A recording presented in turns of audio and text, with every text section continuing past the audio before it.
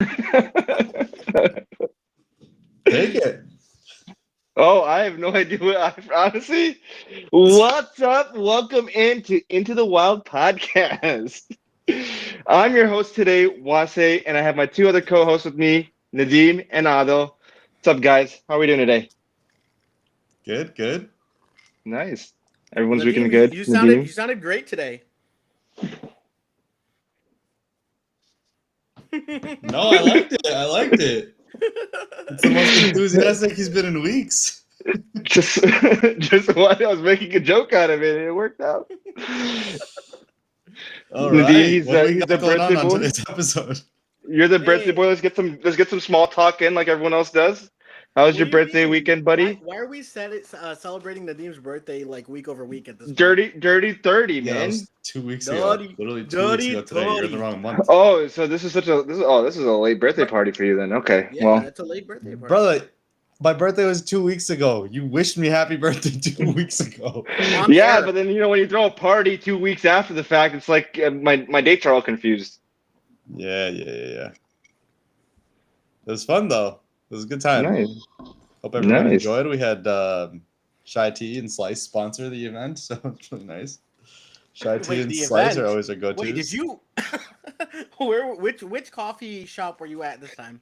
That you No, got I your wasn't. birthday party? Oh, we do sponsored? trivias. We do trivias at Shugoff every Friday, or not every Friday, once a month on Fridays. So if you guys are ever, Do you have a Adel, if you're ever in promoter, town, I Nadim? feel like you'd be.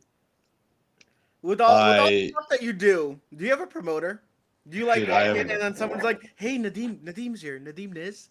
Nadim Dreams."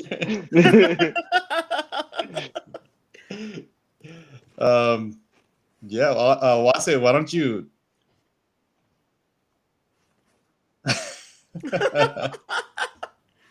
Listen, man. I've heard that Dreamers and those are the fans, your fans specifically, not Wase and I's. I heard the Dreamers come up to you on the street. Asking for photos literally happened in front of my eyes. It was the wildest thing in the world. And these were Actually, it grown happened a ass lot. men. Are you It happened Nadim a from lot at Instagram? Isna. It happened at Isna. That's Where? so wild. At Club dude. Isna or like proper Isna? No, like at the bazaar in Isna. Oh my god, you're Nadim from Instagram, TikTok. Did you take any pictures with anyone? Yeah. I took like What? 4 or 5 selfies with some random dudes that are like, "Oh, you're the guy from Instagram. You do the food reviews." And I was like, Oh, "Please that's watch my funny. sports podcast. Please look." Hey, watch when was the last time podcast." you did a food review, dude? Dude, it's been since July, but inshallah, October. I plan on bringing them back. I have a bunch in the vault that I need to release.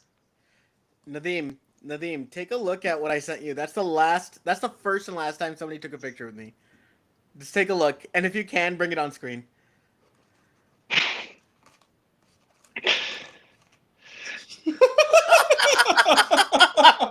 What is it? I gotta see it.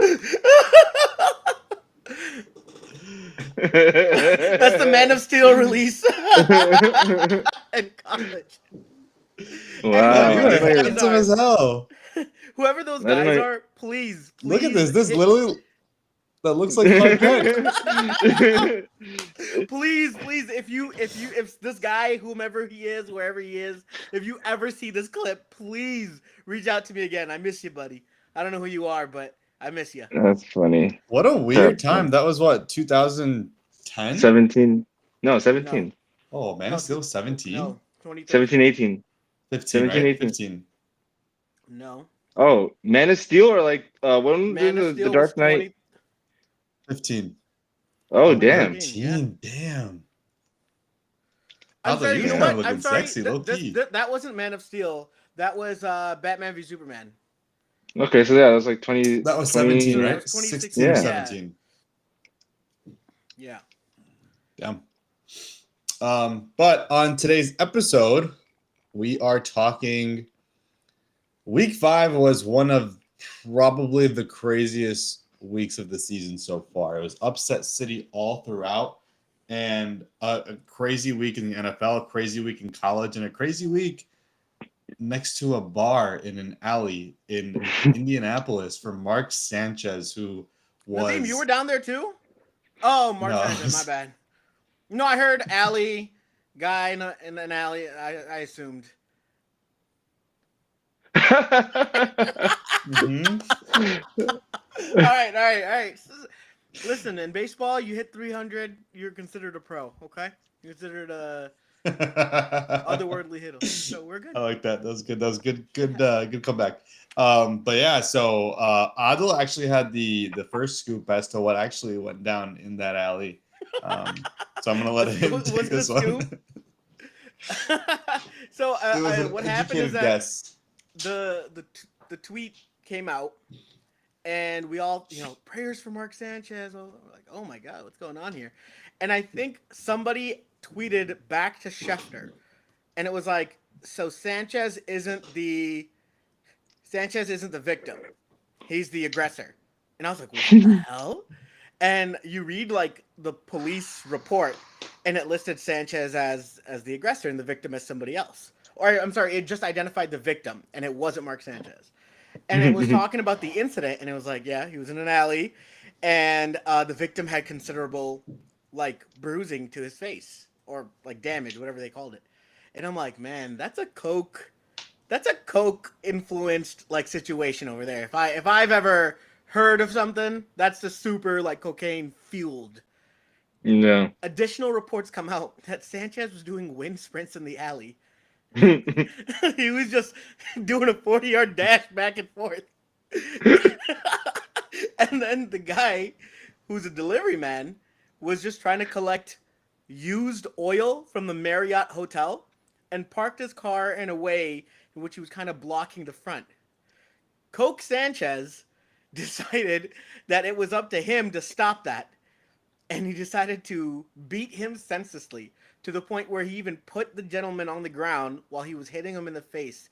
The guy apparently pepper sprayed Sanchez, to which Sanchez, in full Hulk mode, wiped off his face and continued to beat the guy mercilessly. Oh my god. To which the gentleman somehow had some sharp object, they're saying it was a knife, slashed at him, and then eventually had to stab him. And when Mark Sanchez, still after the initial stabbing, decided to still charge at this gentleman again. And therefore Sanchez got, I think, the final really, really deep cut that was in his chest. Police had responded to the scene at that point, and then there's that video of Sanchez stumbling away, trying to get away from the scene. So anyways, I think we'll be lucky if Mark Sanchez ever steps out and commentates ever again. Yeah. No, I mean, this is attempted murder at this point, right? I mean, it's assault, aggravated assault, but he didn't stab anybody. If he was stabbing somebody, then for sure it's murder. But I think he was getting stabbed at. I think it was I think it was blunt. The police report had described it as like blunt force, like whatever he was doing. Trauma. Deadly use of blunt force or something like that. Oh, wow. That's what Sanchez was being described as, or I may be incorrect, but some use of blunt force. So there must have been something else that was causing Sanchez to rage and like beat him over the face with it. So, I mean, all the best to the delivery driver. We hope that he recovers soon, and Sanchez, get the He's hell going to out jail. man. Damn. So Fox needs a new play-by-play guy. Who Should covered apply for the him? job. I don't know. Does Chris Myers? Does he usually do games with Chris Myers? No, wasn't it? No, not. I was gonna say Kevin Burkhardt, but that's Greg Olson. I don't know. No. He's the play-by-play. Brady Quinn covered for him.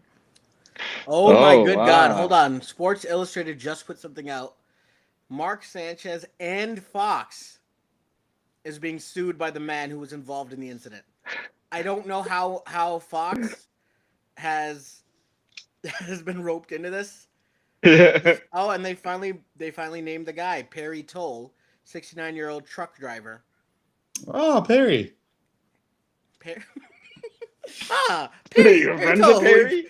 Cross paths at some point. He asked me for a picture in a selfie. Dream? I know you. Oh man, yeah, that's such a crazy situation. And it's funny because everyone, when it first happened, was like prayers up for Mark Sanchez. Oh, such a great guy in the business, right? And he is completely the opposite of what that is at this point, as being the Crazy. aggressor. Whoever We this also gentleman had is, really quickly, Perry Toll, he's got a great lawyer. Look what Fox is being sued for: negligent hiring, retention, and supervising against Fox. That's some bullshit. And whoever the lawyer is, if he pulls it off, good for him, man. Good for him. Negligent hiring. That's funny. That's the first. Oh man. Good old athletes. Card Crazy. athletes. So funny. Another piece of news, I guess we should call it that, because we were part of this war back in, I think it was last offseason, 2 off seasons ago. The Justin Fields fans, as part of the Bears Civil War, have finally admitted defeat. All over my feed that today was, so I'll see you in Valhalla, great prince, or something like that. Like all this stuff talking about how Justin Fields, it's over, and he was an OSU legend, and that's all he'll be remembered for. And I'm just glad, like, it's over. Like we picked up the dub. That's it. Yeah. After all this time, right? Like, I don't get that. I don't get that actually. Like, it's not like Justin Fields should be excelling in New York. I mean, they've been losing for God knows how many years. It's just a yeah, but continuation like of- I think he's not a let's see, like a prisoner, a victim of the situation, right? Because you have 2 first-round left tackles, you have Brees Hall, you have Garrett Wilson, you have Joe Tippmann as a guard. There's no reason that Center. offense should be sputtering. the way that Yeah. it is. And then you got Tanner Engstrand from the Detroit Lions as well too. So you didn't have like maybe he's a novice play caller, but he didn't call bad plays. Just Justin cannot pass for ish. You could see that like for the first 3 quarters of every game, most games I want to say, is that he's passing for under 100 yards into the 3rd quarter, and you just can't win with someone like that. And so people who it just sucks That's because not like gonna he get looks it like an done. Avenger. He looks like an Avenger, and there's like no possible way you're like, oh, this guy's gonna be bad at football. And he's not bad at football. He's just bad at playing quarterback. So hopefully he considers like a position change, wide receiver, running back, or something like that. But quarterback's just not it for him. Yeah, maybe. What? A position change because he's so athletic. Like he's so effing athletic. He can play any position. Not any position. He's kind of quarterback. Clearly, he can play most positions on the football field. He's just a football player, Actually- but he's just not a quarterback. He could take like a Terrell Pryor transition into Yeah, receiver, maybe. That's what I think. Yeah. So Terrell Pryor, or like just be a running back. Dude, you're 6'3", 220, 230 almost. Like you're not as big as Derrick Henry, but you're a big dude. Yeah. So he should consider a position change. He's not built to play quarterback, or just be Lamar Jackson's backup for the rest of your career and call it a day. Yeah. Yeah. I don't think there's any other news. Omarion Hampton is 4 weeks. placed on the IR 4 weeks. A huge blow to the Chargers, who we had as like a top 5 team that's now suffered injury after injury after injury, and that offense is now unable to score points, which is actually crazy because of how good it looked the first couple weeks. But against the Commanders, they couldn't do anything. And we could start there. I mean, the Commanders, that just was an ugly game, right? Like the way that it went, the way that it really was competitive throughout the entire game, and then the Commanders just pulled away after the QJ fumble, Omarion Hampton's injury, and then the inability of the Chargers offense to get anything going. The punt To run into the return, kicker, that was, that one was a big And the one. punt that called back, yeah. And No. I forget what else. Something happened. I think QJ fumble, McConkey punt return, and then I feel like something else happened that was really awkward to me. And I was like, oh, what the hell's happening? It feels like the Harbaugh message is there, just doesn't have the depth of his kind of players. his kind of guys, right? So I mean, you're losing really important pieces. Like both your yeah, tackles are really important. You lose your running back, first round running back. You lose Khalil Mack, and your defense falls apart. It's not going to look good for anybody. So I mean, I sympathize with them, but next man up. It is what it is. Yeah, so we'll see how the Chargers fare with that one. But we have to talk about, and this is the game I keep going. I think I've watched the highlights of how crazy and just wild this ending was. The biggest self-sabotage I've ever seen in NFL history. The Cardinals giving it up to the Titans. They were up 21-6 all game long. Yeah, Most it of the started fourth off with the quarter. bang. And yeah, you started with the Marvin play. Yeah, And that then back for shoulder what- fade was beautiful. I don't know where they pulled that out from. Dude, the They go from first not having play, any the chemistry- roll, Oh my god. the roll that he took, and then just the bomb downfield. It reminded me, I don't know if you remember, of like the D-Hop Hail Mary, like the Oh, catch was Marvin that made against in the- between two defenders against the Texans? Bills. No, it was against Yeah. the Bills. That's what it reminded me of. I was like, oh, Marvin's back. And then the Cardinals offense looked pretty good. And then when they were up 21-6, it's almost like they just stopped playing, right? They just ran the ball. They said, we have two backup to the backup running backs in Michael Carter and Amari DiMercado. And then, of course, DiMercado just drops the ball at the goal line. Jonathan Gannon really beat him up for that. Literally Then beat the him up for Cardinals that. offense didn't do anything. And then the craziest play maybe we've ever seen. Cam Ward roll out, throws a pick. It was tipped. The whoever I don't remember who picked it off, but he fumbles it. There are 3 Cardinals in the vicinity around the 6 to 5 yard line, and they can't get it. They boot it into the end zone for Tyler Lockett to Yeah. recover. And it goes from an interception to a fumble to a score for the Titans. Insanity. I saw a tweet that said that the Cardinals are the Bears of the NFC East. They're in the West. Sucks, man. I mean, we always thought He What happened? sidestepped it in great Hodman fashion. He sidesteps it as if it never happened. what happened. Nothing. The other thing, I'm sorry. I lost. What did I say? What You did I? said, you're like, oh, they feel like the Bears of the NFC East, and then we said West, and then you just like You're just without like, you just move past it. Like there's I said no- the West. I didn't say the East. you said the East. You said I the did. Oh, my bad. That was a slip. My bad. My bad. The Cowboys are the Bears of the NFC East. Don't give yourself that much credit. So What do you mean? Another thing that was Look, hilarious yo, was man, that I'm so sad. I'm not very clearly. So another thing that was hilarious. Well, it's not hilarious because Kyler ended up being injured, but that fumble looked really, really weird. Oh, the fumble that went off his helmet? Yeah, it hit him in the face. The And then he just like fell to the ground like face first. And I was like, "Is it like what happened? Like Bro. what happened there?" And apparently he was concussed either like the play before or something. I don't know, man. It's just Yeah, I don't know. And then like none of the offensive linemen moved for the ball, right? And the Titans are just able to pick up the fumble like it was nothing. And Yeah. I don't understand. I also don't understand the play call. Like you need a first down or 2 to ice the game. Why do you keep running with Michael Carter and Amari DiMercado when you have semblance of Marvin Harrison Jr. finally getting into a groove? Like get the first down. That's it. And then the game's over. Yeah. But 3 straight runs with the game on the line, you get it back. And then Cam Ward. I'm not the biggest Cam Ward guy. You guys believe in him way more than I do. But just a beauty to Calvin Ridley down the sideline with the game on the line, outside fade. It was incredible. Probably his best throw of his career, and we've seen some Yeah. that he's made.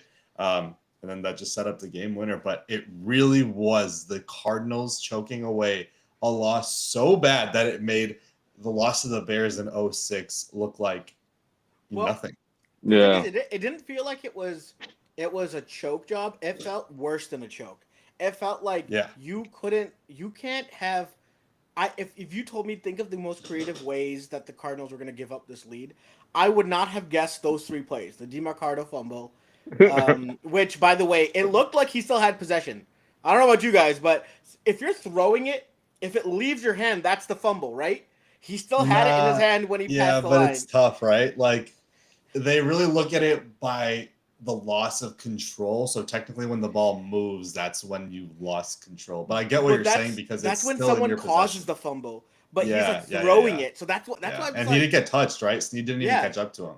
feels weird. And so that one, like, I would not have predicted it. The second thing, Kyler falling flat on his face, and the interception, fumble Ruski forward, and mind you, Tyler Lockett is the guy in the middle of that, jumping on that ball. Tyler Yeah. Lockett, who like, he's not known for any contact in the league. Tyler Lockett jumps on the ball and pushes it forward. And I forget who's the one who went ahead and recovered the ball in the end zone. I was No, like, Tyler what? Lockett grabbed it. It's Tyler, Tyler Lockett, yeah. Tyler Lockett is the one who grabbed grabbed it. it. Sorry.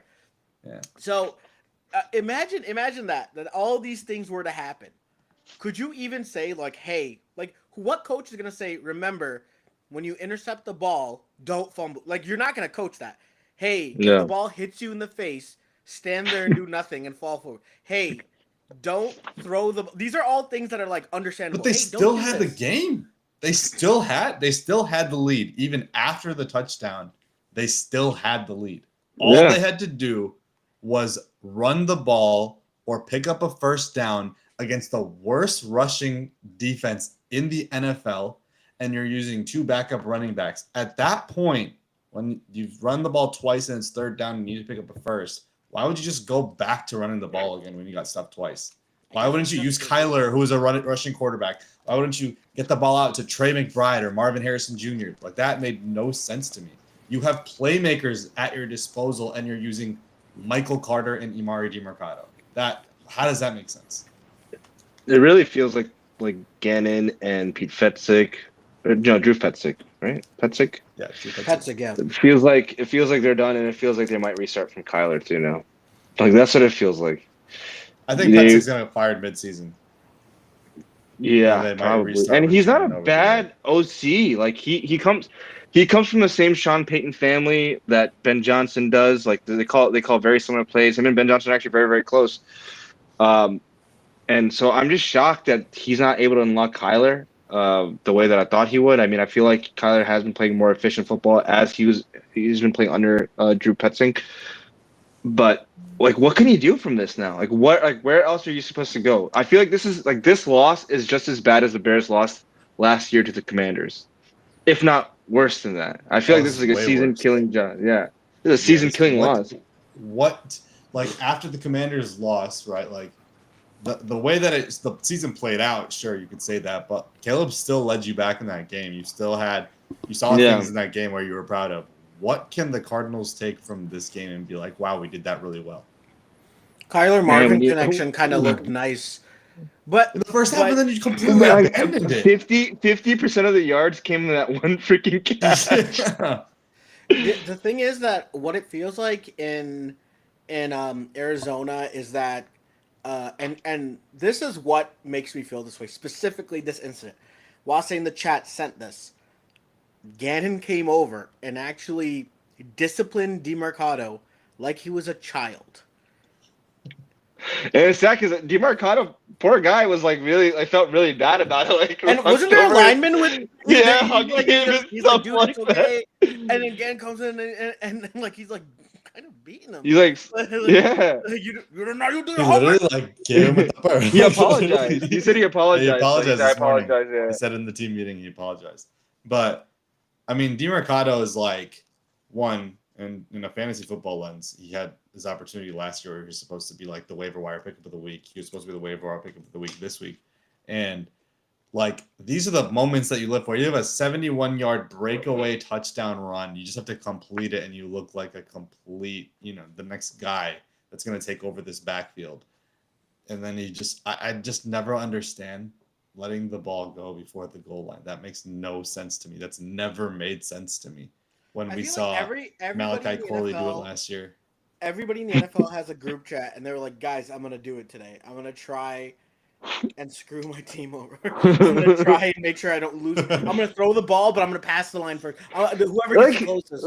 for DeMarcado, it's like, bro, you needed everything to go perfect for you. You needed James Conner, the RB1 to go down. You needed Trey Benson to go down, and then you got your shot, and you had a great run, 70-something yards, and you squandered it away by showboating. Bro, you're not there yet where you can showboat. Yeah, You're not a it just made no franchise sense. player. So But even then, I just don't finish. know. He slowed down, and okay, Just fine. You want finish to the slow play, down? right? Just get into the end zone, dude. It just never makes any sense to me. But that's No. enough about this lowly organization right now, who is really hanging on by a thread. Let's see if this loss actually derails them for the rest of the season. Let's go to something better. Baker Mayfield. Hell yeah. The Tampa Bay Buccaneers and the Seattle Seahawks not only had the best uniform game on the season, one of the best games on the season. Sam Easily. Darnold looked phenomenal in this game as well. The offense is going back and forth. What's funny is these are both two like star defensive minded head coaches that these quarterbacks just diced up left and right. Well, the thing is that like the Bucks haven't been playing good defense, but the Seahawks have. Yeah. And what was their excuse to getting carved up by a team that's extremely injured, by a team that's traveling across America to come to you? Yeah. Unbelievable that the Seahawks couldn't get a stop for Sam Darnold. And honestly, I feel bad for Sam Darnold, but your one tip pass that got intercepted, that was the difference. Sorry, that's the way it works, guy, and that's okay. But he It was played still a great. great game. Yeah, Yeah. it was Baker literally and between the two. I'm sorry, I think you were gonna go for it. Go hit me with the stat. Hit me with that Baker beautiful and stat. Darnold combined for 720 yards and 6 touchdowns. And apparently nice. also 10 incompletions between the two of them. 10 incompletions. Baker Mayfield is the first quarterback in the history of the league to have 375 plus passing yards and less than 4 or less completions. That's actually insane. Because of what Ado's been saying all year as well, that Baker doesn't do it throughout the game. This is the game that he actually put together. In fact, this is the game the Bucks didn't even need him to lead that game-winning drive, right? Because they got the tip, they got the pick, they were already basically in field goal range.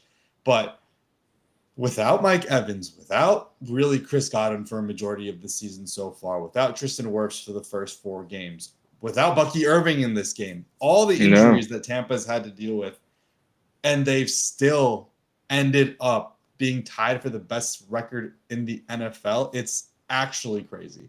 It is just actually crazy. And the thing is, this guy just wills them to win. Like, there wasn't a question in my mind. The only question I had after he threw that weird rollout to the left across your body throw, really awkward, but he got it to Sterling Shepard. I was just like, is he going to get the ball back? Because they only had less than 2 minutes, right? I thought the Seahawks were going to go downfield. But then on the flip side, the Seahawks offense looks great. I don't think this game really takes anything away from them as well. I think they're going to be in the thick of it with the NFC West, with the injuries to the 49ers and the way that the Rams have kind of just lost some tough games, but a great game overall. I think this is like the game of the year so far. Easily. Well, that week 1 Bills Ravens match was pretty good too. But I mean, this was awesome. That was a 3-quarter carry job by the Ravens, and the 4th quarter the Bills came back. Right, this was like tandem. They came together. Back and forth. That was a game of momentum. This is a game of back and forth, right? Yeah. That's the one where you can't get to the bathroom because you don't know what's going to happen on the next play. So I really enjoyed the game. I thought it was great. I was watching the highlights from Red Zone, and I just thought, man, dude, this is going to suck when Nadeem comes on air. But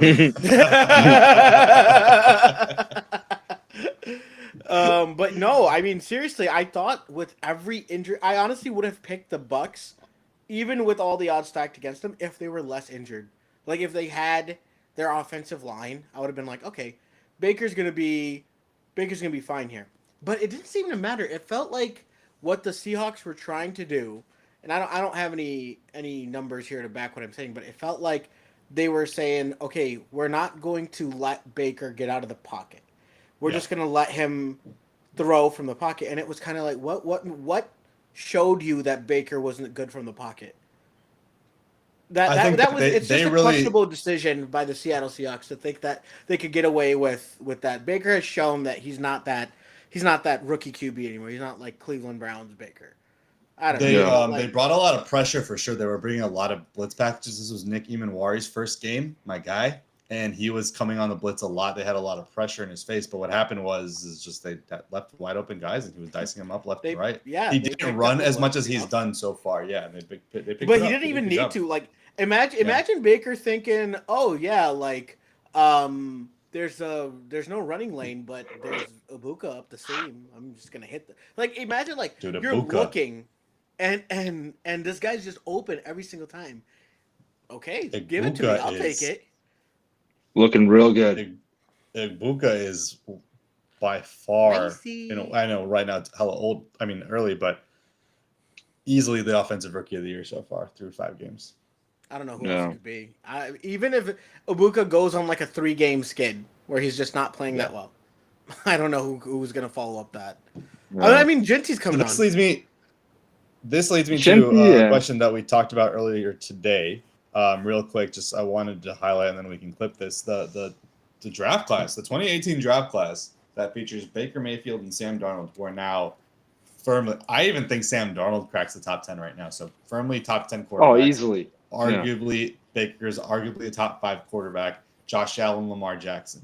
Darnold's an What MVP candidate. other- He's a top 5 QB as of this moment, specifically. Sure.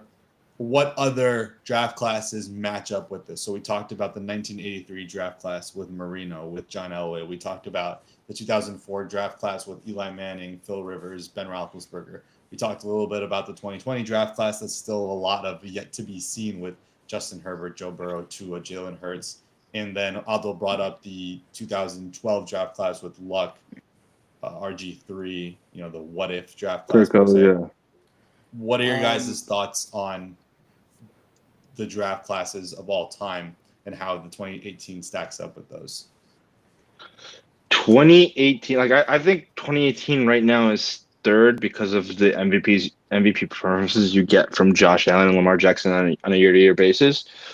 Baker and Sam Darnold are like the great reclamation projects that we've finally seen like quarterbacks get developed from like, not being so hot their first 4 or 5 years to now being great quarterbacks in the NFL. So it's like the feel-good draft because Lamar was obviously slept on and then he came up, and then same thing with Josh Allen. This was like the developmental draft. Everyone needed to be developed, and they took their their respective leaps into being elite quarterbacks. You can't compare it to the 2004 NFL draft because Eli 2 Super Bowls, Ben Roethlisberger Super Bowl, Philip Rivers, one of the greatest quarterbacks of all time, to me. So the resume that those 3 had in from 04, it's kind of going to be hard for any of them to touch unless they win multiple championships across the 2018 class. And then for me, it's always going to be number 1 with the 83 draft with John Elway, one of the best quarterbacks of all time. Jim Kelly, 4 straight Super Bowl appearances. And then Marino, who is considered like the one of the greatest quarterbacks to never win a ring. Yeah. So going to be hard to top 83 because I think who's the other guy? Ken O'Brien won a Super Bowl 2, I believe. Ken Anderson, right? Ken Anderson. I think it was the guy with the Anderson. Ken with the O'Brien, I Raiders, think, Ken Anderson was 1971. I'm sorry. Ken O'Brien was 1983. Okay. I'm forgetting who else was in that draft. But if we're not talking legacy, if we're not talking resume, right? If you're talking about just guys that you would want on your team, if you're starting a team, how are you taking Eli over any of these 4? How are you taking like Ben? Yeah, but Philip Rivers, over any one of those guys. Hold on. I would not take Phil Eli Rivers over a lot of people. Josh and Lamar. Maybe not Josh, maybe not Lamar, but the rest of them, yeah. Like when it's all said and done, and I mean this is projecting, I don't think you'll take Philip Rivers over them. But right now, even just based on who these quarterbacks are, I feel like the 18 draft class is much better than the 04 draft class. Because if you were to rank them, right? Let's rank. If you were to rank them, Josh and Lamar are probably ahead of. Are we talking about like ability, or are we talking about the whole picture? Not legacy. I'm talking about you're starting a team. You need a quarterback. You're taking 2 from the 18 before you're taking anybody from the 04. Yeah. Yeah. That's what I'm saying. That's why I think if we're removing accolades and legacy, yeah, easily. But Wait, I mean, no. But at the same time, hold on. But at the same time, are we talking about just drafting them like what they were as draft prospects coming out of out of college? Knowing what you know right now, and in hindsight, like for like the previous generations, who would you draft? Right, like even take that into consideration too, And here's I wanted to go over this. I summarized it in the chat beforehand. So in 1971, Theismann, Plunkett, and Ken Anderson were all either a league MVP, All Pros, or Super Bowl champs. In 1983, Marino, Elway, Kelly, All Pros, Super Bowl champs, Hall of Famers. 2004, Super Bowl winners, never an All Pro for any of them.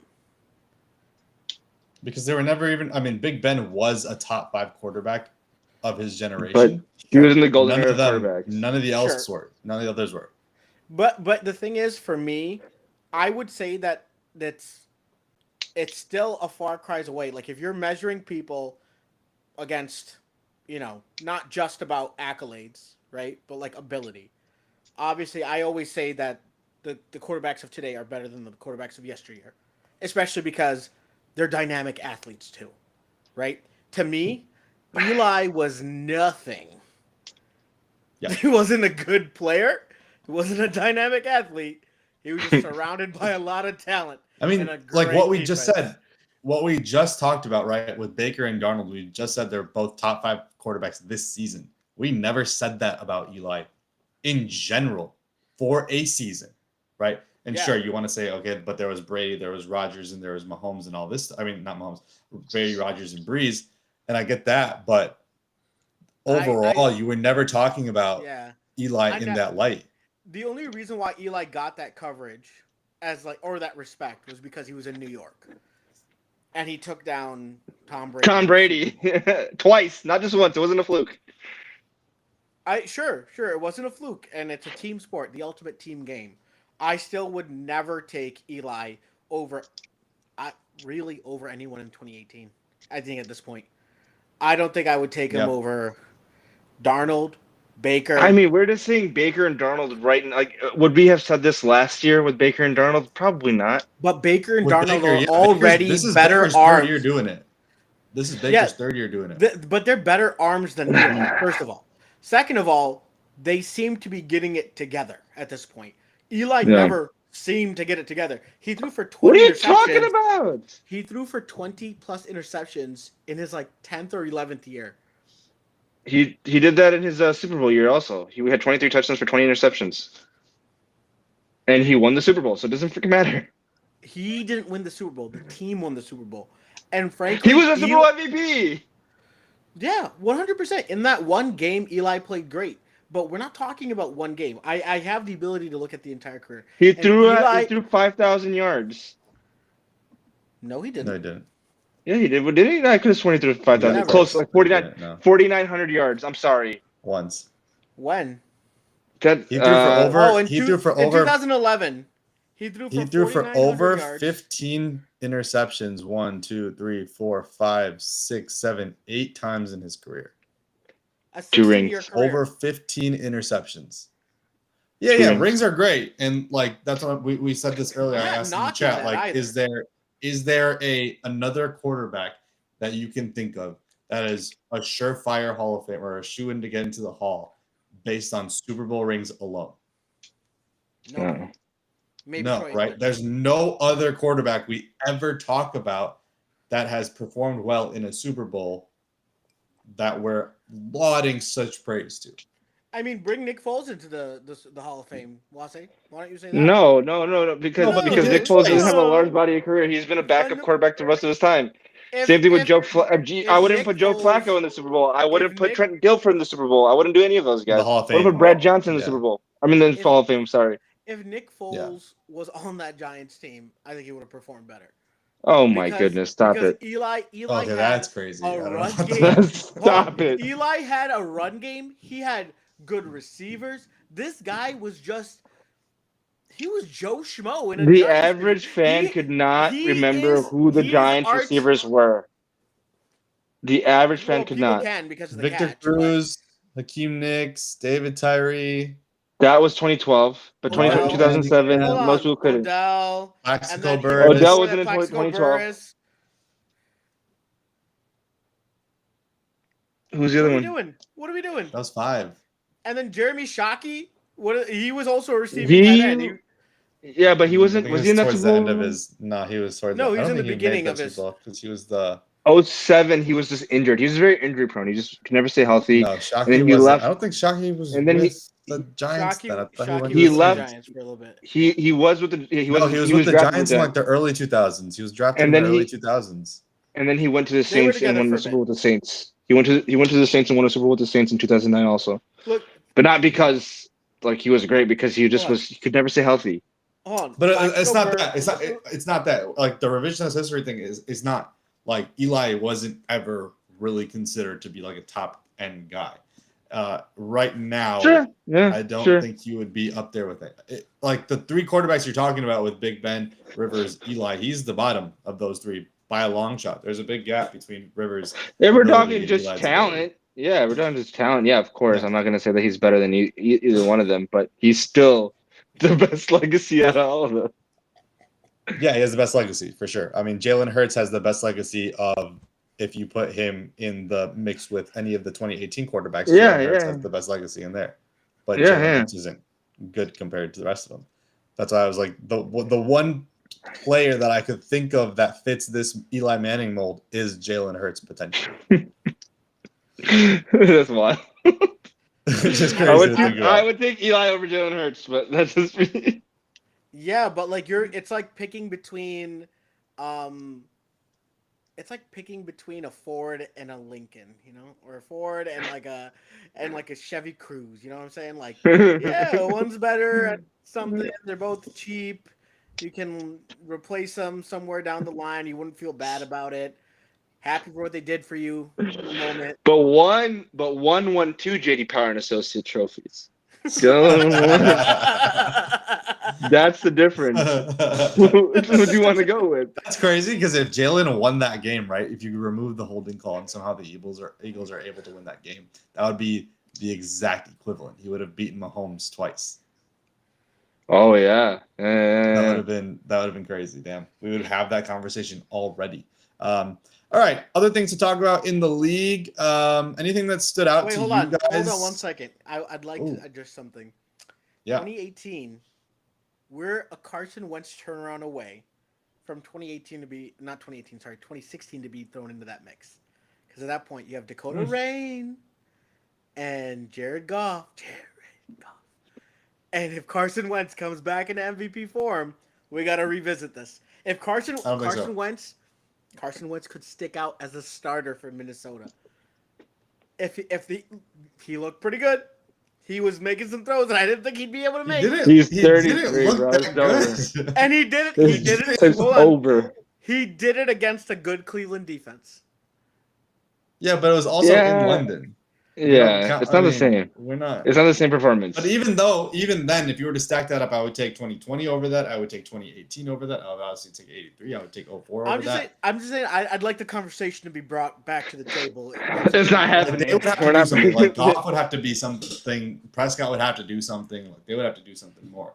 Goff and speaking of Prescott, Dak- if they remain the same, is what I'm saying. But sorry, go ahead. Dak is impressive. Dak is very impressive. The Cowboys are rolling low key. Like we thought this was in the mud, and obviously it's like not the best competition. However, the Bears put up a ton. Hold on 1 second. Yeah. I'm so sorry. You guys just missed it. Trevor Lawrence fumbled at the goal line, and they awarded the ball to the Kansas City Chiefs at the 5-yard line. Nah. Oh my God! Wait, no. Trevor is 21, right? Trevor's. Yeah, he's 21. Yeah, Trevor's 21. The worst quarterback class of all time. That is the worst. No. The worst is 22 or 23. Malik Willis, Will Levis, Kenny Pickett. No, Pickett was like 2020. Pickett was like Pickett and Levis were in the same class. 2023 was Levis, Bryce Young, CJ Stroud, and yeah. So it's 22. 22 was ass.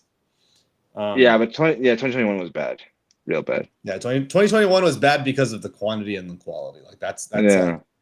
like you have guys that are there and literally Mac Jones is looking like the best one right now. Yeah, if I'm not mistaken, because Zach Wilson's back up. Yeah. Jeez, that's a rough one. So yeah, Dak Prescott, the Cowboys rolling. Wase, your thoughts? Excited for the Cowboys. I always believed in Flus, even when he was a Bear. Shut up. Always knew that eventually that he would be able to lock down the defense. He just needed some time to gel. They went from playing a primarily cover 3 defense. They're still playing a lot of cover 3 right now, but when you add the Tampa 2 aspect to it, and you have a bit of linebacker playing the seam versus a safety or what have you. I think it was just an adjustment period. I think we're starting to see good defensive line play. Dante Fowler is looking amazing for the Cowboys. Donovan Izaraku and what's his name, Marshawn Nealon. And I'm excited for the defense. I think they're going to start to turn it around even further. They played the lowly Jets, and you shouldn't hang your hat on that right now. But for what they were and what they did to the Packers on Sunday night a couple weeks ago, was it Sunday night or Monday night? I forget. Sunday night. Sunday night. I thought that was a very admirable win or admirable tie. I mean, no one expected them to be in the game, and no one expected them to even win that. So I think that they are starting to believe in themselves. I think the team loves Shoddy. The way they talk about him, all the players, like he's a player's coach who's also a good offensive mind, and you really want that out of your coach. So I think they're buying in. I think eventually the defense will get settled, and honestly, man, I really think they're the best team in the NFC East. And you can call me a homer, but the Eagles are like starting to they're on this they're on thin ice right now. Yeah, they're on thin ice right now, and they're trying to hold it together, but they can't. So I really think the Cowboys are going to surprise a lot of people and win the NFC East. I'm super excited about them. Dak is playing out of his mind, freaking mind. Who would have thought 5 weeks in we've got Dak, Baker, and Darnold as your MVP candidates? I felt like Dak was going to be great. So I'm gonna hang my hat on that. It was like one of the things I'd be with right CD, about. Right? Yeah, but even without like one of those guys, I knew Dak was gonna play well. I didn't think he would be good without CD. I knew they were gonna be a super pass heavy offense as well. That was the thing, is that but they're not. They're heavy rush. They're not team. a super fat. Javonte heavy is rush killing it on killing the it. Hold on, Javonte is getting them good yardage, but he has no breakaway speed. He's not taking the pressure off of Dak by any means, right? So he's got he absolutely is. Just really tough yards. He manages to get first downs. Javonte Williams is saving that team right now. He's a big reason as to why Dak is playing well. yards on 16 carries against a good defensive line. Listen, and destroyed the Bears. They destroyed the Packers too. I'm telling you, Javonte Williams and that run game is so much better than advertised. Sure. We're not much better. We're not really. I mean, we're not beating our chest over beating the Jets, are we? Like it's the Bears. No. I'm talking about. We're not talking about going against good run defense. You know what I'm saying? Yeah. But the thing is, like, I'm still giving credit to them. That as a rushing team, they're doing okay. But without the threat of Dak being able to beam it 40 yards on like a moment's notice. Just like he has the ball, he might like look off with the safety and then phew, it's out. And George Pickens' goofy ass is doing somersaults or beating the hell out of a guy down the field, or he takes some time out of his day to catch the ball for Dak. I mean, Dak is making his life easy. I'll say that. The other thing is Dakota Rain been like that. Can we stop acting like that? He hasn't been consistently like a borderline top 5 to top 10. I've been saying that. People used to make fun of me, and I'm just like, dude, Dak is like that. He's been like that. I make fun of you because of your chant. Can you give us a chant? Can you give us a Dakota Rain, yeah, that's my guy, man. I love that. I don't think there's a question or there's an argument that he's not that guy. I think it's more just like the postseason hype that people just get like strung up on, and they call him ass because of that. But yeah, with the schedule, for sure, the schedule is light. He's also not having to carry the team, which is something that is really surprising given the fact that their defense is not good, and then they're also missing CeeDee Lamb. Against the Jets, sure. Flus carved out his best game plan against Justin Fields. I mean, no surprise there. But in the other games, it's had to be the offense to come alive and really help them. And against the Packers, they turned it on. Against the Bears, they couldn't do anything. So that's why I think that it's really surprising to see how they've come along. And without CD, once they get CD back, I mean, the sky's the limit. I think they can actually beat the Eagles. And that O line is really effing good. Really, really, really, really, really effing good. They're dominant. They're also getting injured and getting the most out of their backups, replacing them. It's not like everyone's been consistently injured, but like here and there when they come in for like a game, I'm still expecting a step back. I'm not seeing that. So good job on the good job on the Cowboys. They're on the flip side of the NFC as good as he can. East. But on the flip side of the NFC East, yeah. Wase, were you the one dealing coke to Mark Sanchez? Wasn't anywhere near. You must be high to call the Cowboys the best team in the NFC East. I think that's the dumbest thing I've ever heard. No, it's not. Like the Eagles went toe-to-toe with the Broncos. The Commanders are BTA. Even without the Cowboys are the best team in the NFC East. You've heard it here first. We're gonna win the division. We're gonna be a playoff team. You just called them the Chicago Bears of the NFC East. And the Chicago Bears of the NFC North are gonna go to the playoffs too. So we're all in the club. We're all fans. We're all fans. I need you to drink a good amount of coffee afterwards. Get some coffee, get some water. I wouldn't take a stimulant on top of a stimulant. You should know that. So how do you come the down Eagles, from a coke the Eagles are. Why don't you tell the squad? How do you come down from a coke high? Well, I say, I have no idea. I have no idea. Sorry, go ahead. Go ahead, Drake. The Eagles are in. I don't even know what to call it. They're just in this constant state of back and forth with their offense, trying to get the run game going. Saquon Barkley is now not practicing today. They have a game on Thursday. I believe it's against the Giants, if I'm not mistaken. Thursday Night Football. Yeah, in New York. Giants. So we're going to see if they can turn around this. But, dude, Jalen Hurts can't throw the football. Not only that, when he does throw it correctly, A.J. Brown's not running his routes, and he's missing them by a yard or two. And then on the last play, 29 yards, mind you. They get to the 29-yard line. They need a touchdown. Jalen Hurts throws – I don't know if you guys have seen that video where it's like, when Mahomes didn't have an O-line during the Super Bowl. Yeah. With the Bucs. And the guy, like, he throws the ball, runs, then he catches his pass, right? Jalen Hurts lobs a Hail Mary from the 29-yard line. And he lobs it and then starts running to the end zone like he about to catch it or something. Meanwhile, Devontae Smith actually has a play on it. A.J. Brown covers Devontae Smith, wraps him, and just tackles him like he's the DB. It's just so mind-bogglingly confusing. A.J. Brown is going to read so many books this year. I actually think that their passing coordinator who got promoted, that was the worst. And you're seeing this now. This is the second time the Eagles made the wrong hire for their coordinator. That's a Sirianni problem.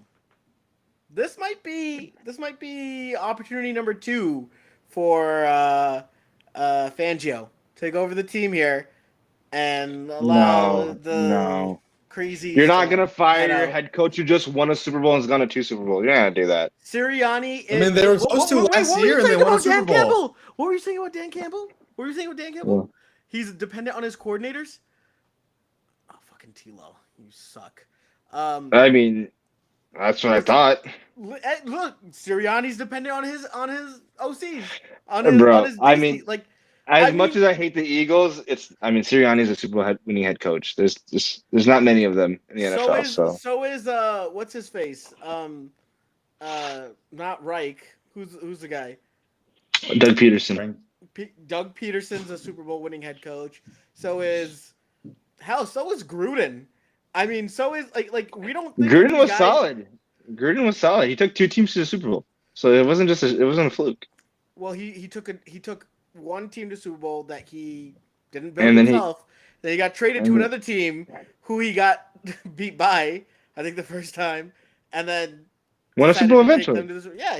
Yeah. And again, so he's a good coach. Forget that's a bad example. What I'm saying is Sirianni just won a Super Bowl. You're not going to fire the guy after coming off of a Super Bowl win. You're going to let him try to fix it later on, see if there's anyone out there that they can fill in that role. I think they're hoping that Shane Steichen was going to fall back and not be successful with Daniel Jones, but that plan doesn't look like it's going to happen. I think Shane Steichen is going to keep his job. But if somehow, some way that does happen, I think he's going to find it. This is occasion number 2 where Sirianni doesn't find the right guy to take advantage of the best O-line, the best running back, and possibly a top 5. They took advantage. They have a ring. No, I mean, they could, if they just made the right OC hire, they would be talked about as the class of the NFC. Nobody really believes in the Eagles at the moment. In fact, who cares? They have a ring. No. They're still the class of the NFC. Are they? No way. Yeah. There's no way they. I don't feel like they are. I don't hear their them. offense is so bad. There is that you so can't much. Sure, but like that's a reactionary take, right? Like it's week 5 of the NFL season. There's 3 months left of a regular season to go. And then you get to the playoffs. Like there's so much time to figure this shit out. That's why it's like we don't talk about. It's dumb to talk about an MVP right now or how people are faring in the MVP discussion right now because I'm telling you, none of this stuff could matter in 3 months. With confidence, I don't know if the Eagles will not end up making the playoffs. Right? I predicted that they wouldn't. I know for a fact that the offense is going to continue to perform like this. No bye week, no amount of weeks to figure it out. They're not going to be able to get something good enough together because A, they're limited at one of the most important positions in all of sports. B, they can't seem to game plan anything for 3/4 of the game. It's just whatever's at the beginning, whatever's at the end, and that's about it. But we're talking about this year. Why are we talking about last year? No, but they just Kellen Moore's not their OC. So Kellen Moore makes the Saints look viable. But they were good last year with the same personnel. That's what I'm saying. Like the possibility that they can turn it around is there. Right now, how bad does the offense look? It doesn't look like it's bad. You know, it's bad. It doesn't look like Saquon took a step back in his production. The Eagles wide receivers. Saquon's literally tired. Like of course, he does not have burst. But the Eagles wide receivers are talking about not getting the ball, and the only possible like reading between the lines, what was the thing that was kind of being said?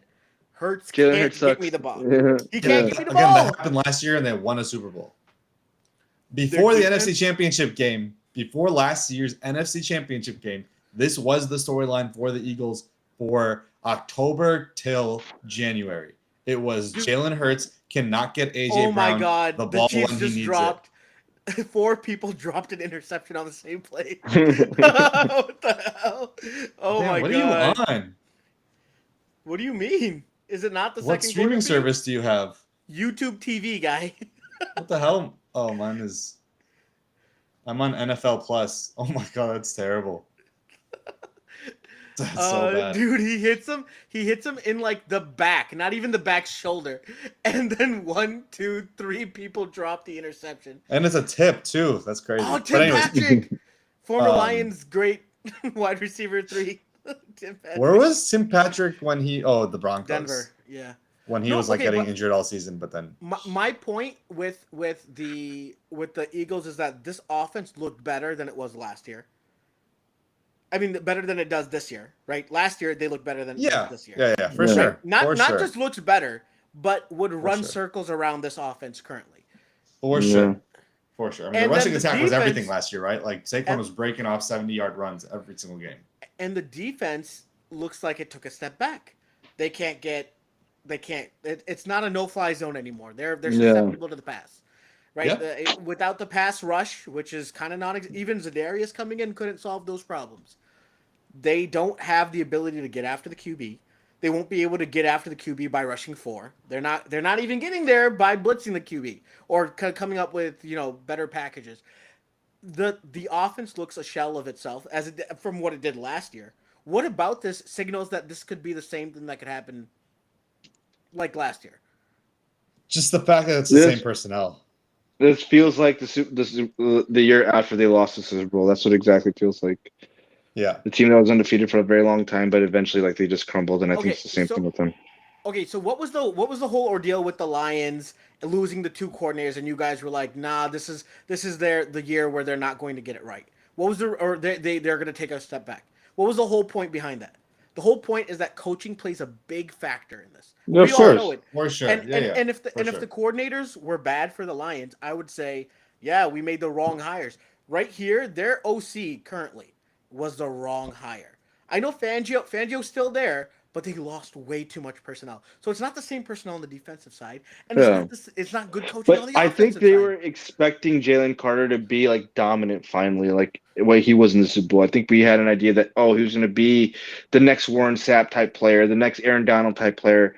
There was all this talk about he's going to be the next Aaron Donald, and Aaron Donald was like, oh yeah, he has next, and blah blah blah. But he hasn't been a multiplier for that defense right now. They expected Nolan Smith would be the multiplier, that he would come in. Why would Nolan Smith? I mean, they were expecting him to be like finally pay off his first round billing. Yeah. But Jalen Carter, you expected him to be like the center of your defense, the game record of your defense. He still is. He is, but it doesn't feel like that defense is what's the word?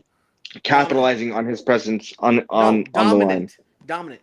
It's not about capitalizing on his presence. He does make a big effect on the game, right? Like no matter what, like. He did. He takes plays off, man. He takes a lot of plays off. 100%, and you can see that. But then that's the problem with him. What else? Who else on the defense is going to step up then? They don't have anybody capable of it. No, I know. I'm not saying that they do. I'm just saying that he like if they want to be a good defense, he has to be the guy. He has to be like a top 2 or 3 defensive player in the NFL, and he's not that by any means. Okay, and then here's the other thing. On the offensive side of the ball, why can't their OC get their playmakers the ball in open space? They're not There's one answer. There's one answer. They're not that type of team. I don't think the quarterback can. Ding, ding, ding. Their quarterback can't. That's the reason why. So they don't have a creative enough OC to unlock the limitations of Jalen Hurts. Okay, so you're saying this, right? Wase just said that the Cowboys are the best team in the NFC East. You're saying the Eagles suck. Who's the best team in the NFC East? I didn't say that the Eagles suck. I said the Eagles are not going to be they're not a playoff team. No, I didn't say that. I didn't even say that I can guarantee it. I said that this team just doesn't seem like they're going to turn it around like that last year's team is like that last year's Okay, so then who's the best team in the NFC East? The Commanders. Oh my god. Real quick, a couple games that we want to touch on real quick is I know I'm going to let Adil go for a second, but real quickly, what the hell are the Bengals doing with Joe, what's his name? Jake Brown. Jake Brown. Because I don't understand it. I don't get your 5 weeks into the season and dude doesn't look good at all. He is sabotaging your games, throwing the stupidest passes, inaccurate as hell, and no connection with any of these receivers. You got to trade for Tyson Bagent. Trade for Tyson Bagent. Or Jameis, yeah. I guess Jameis would be better. More uplifting. They absolutely got destroyed. I know the final score doesn't look as far and wide as this game actually was. Anything from your perspective on this game, Adil? Honestly, watching it just looked like it was a David Montgomery homecoming game, and Dan Campbell was like, "Oh, I'm gonna get you involved, and you're gonna throw a touchdown pass." Well, it was weird in the post game. They were like, "Oh yeah, well, the thing is, we were trying to get the ball to Monty, and then we got the look that we wanted on the pass. So they were like, okay, we're gonna do the Wildcat. So they called the Wildcat based off the personnel, and they were like, okay, that's Monty's call. Like he's got it. And then I think they were like kind of sad that he didn't have the numbers, the rushing numbers. And they're like, let's get him in the end zone again. And obviously his sister was there, and that was a great story. And he's one of the good guys, really, of the NFL. So, love to Monty and his family, and he's one of those guys that like you love to have on your team, getting those short yardage, keeping the drives alive for the Lions when you really need it. But outside from that, the Bengals. I mean, we all knew what the Lions were going to do to the Bengals. It just credit to the Bengals defense for getting pressure on Jared Honestly, Goff. Yeah. I mean, most of it. Giovanni Manu stepped in for Taylor Decker. He was out. He had a 17 pass blocking grade. Oh my god. But it was I think only first start 14-0. It was 14-0 at half, or right before half. It was 14-3. The 14-3, Bengals were and then- very much in that game. It was 14-3, and then it was 28-3 in the fourth. But I think by that point, the Lions cornerback started dropping like flies, and Browning was like, I'm just going to chuck it. But it's like, to me, it like the score made it seem like it was a lot closer than it actually was. Like, it didn't seem like the Bengals had a chance. Like, Dan Campbell, I think, punted in like a 4th and like 3 situation, which like he never does. He was like in either he was in plus territory, he was like at midfield, one of the two. Wow. And when he punted the ball, it ended up at like the Bengals 5 or 6 yard line, and Browning throws the interception to Meek Robertson immediately. And it was just kind of like those games where the Lions were like, let's mess around, take it easy. Even to the extent where the Lions gave Taylor Decker the week off. He's been injured. He had the shoulder surgery in the offseason, and they always let him not practice during the week so that he could be good to go by game time. But it wasn't progressing, and then on Tuesday, they told Giovanni Manu, you're going to go in. They took the game off. In like the weirdest way, the Lions took the game off by saying, hey, Trey Hendrickson is rushing on the left side. Let's test out this project that we have, because we know it's not going to make a difference for us.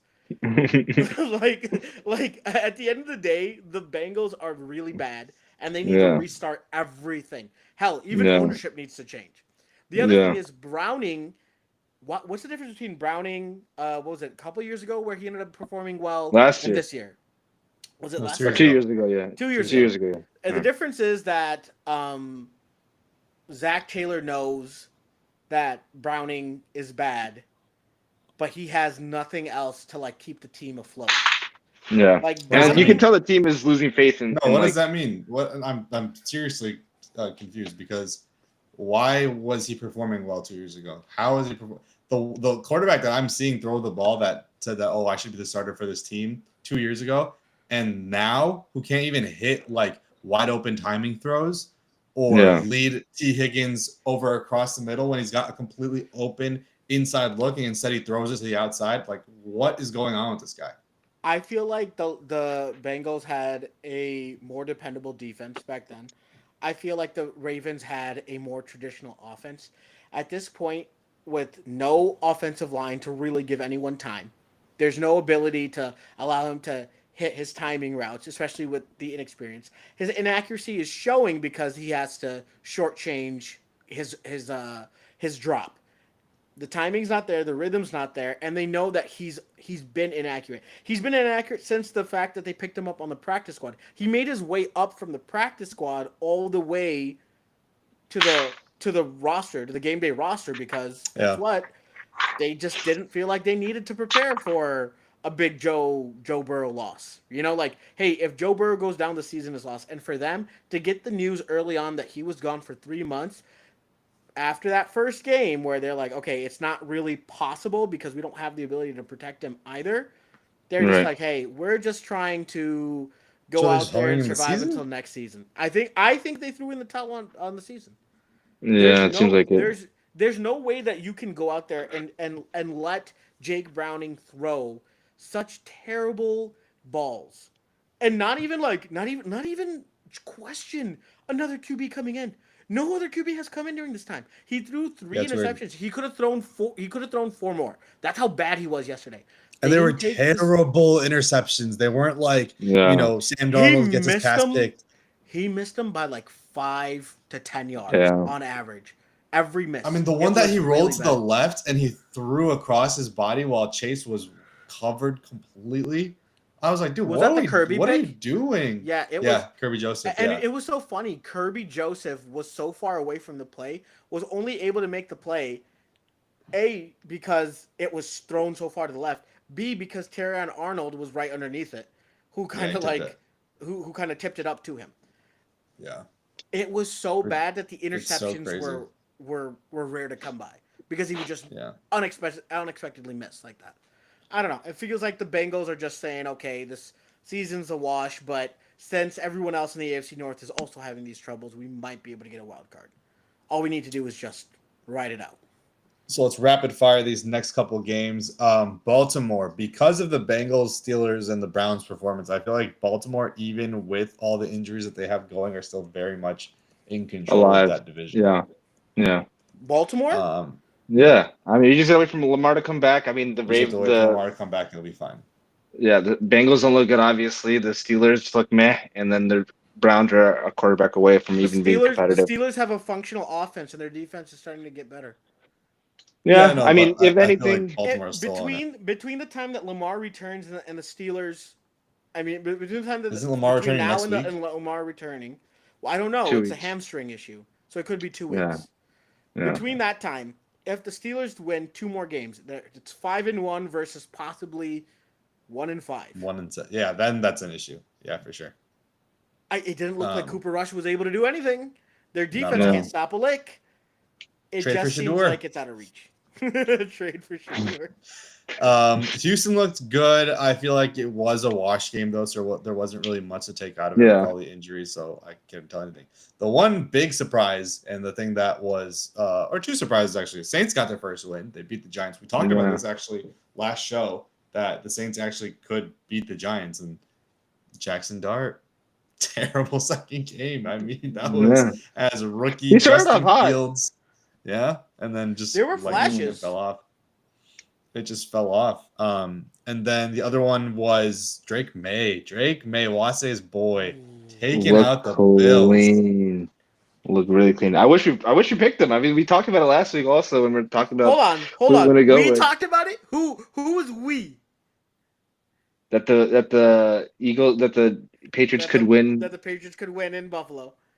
Yeah. Yeah, I mean, I wasn't a buyer. I think it was Otto, but I was like, but we It did was only talk about me. it. We talked about it. Not that I made the claim, but we talked about it. You talked about it by Did saying, not no expect- way in hell. I mean, like the Bills needed everything to go wrong with them with all the fumbles that they had.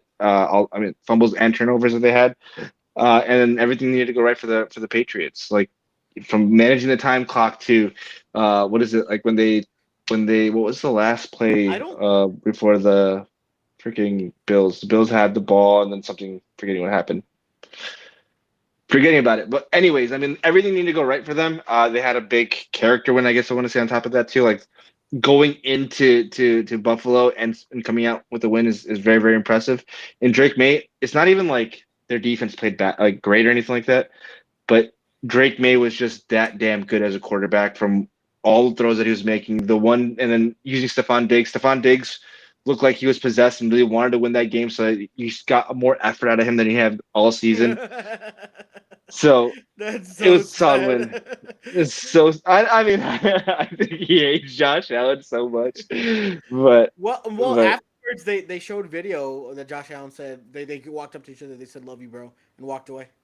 I mean, they're gonna be cordial. They're not gonna fight over something like that. No, I mean, but still you don't say football. love They're not blood, bro. But you know, say nasty shit to each other. We'd be like, all right, bro, I love you. Hang up the phone, let it go for the next day. But it's a legitimate conversation that Drake May is the best quarterback out of this draft class. Like right now, especially, Wase, it's a it was legitimate a conversation. even from back then, because I think you even said, "Hey, I trust Drake May more. His floor is higher than Caleb's."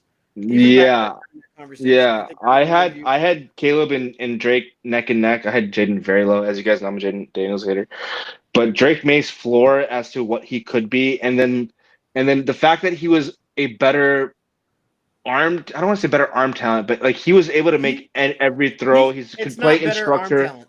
It's I don't even poise. know what it is. It's poise. Yeah, poised. It's just that when you watch him play, you like, oh, he looks like Justin Herbert a little bit, like throwing the football. That's the way I look at it. Look at him as, and then on top of that, being a above average runner, that's something I didn't see coming. Even though he ran a little bit in And college. throwing on the run, Yeah, the yeah, accuracy in the intermediate field, throwing yeah. guys open, recognizing He's defense. solid, man. And what's funny Patriots is that got one. he sounded stupid. In every pre-draft interview, I thought he was dumb. He's from the South, man. That's just how they talk. No, it wasn't the accent. It was like they're like, oh, and how did you feel about going against this type of defense or something? I think he was like, I Stuff don't his know. ale. I was going ahead and I was just gonna throw the ball and Yeah.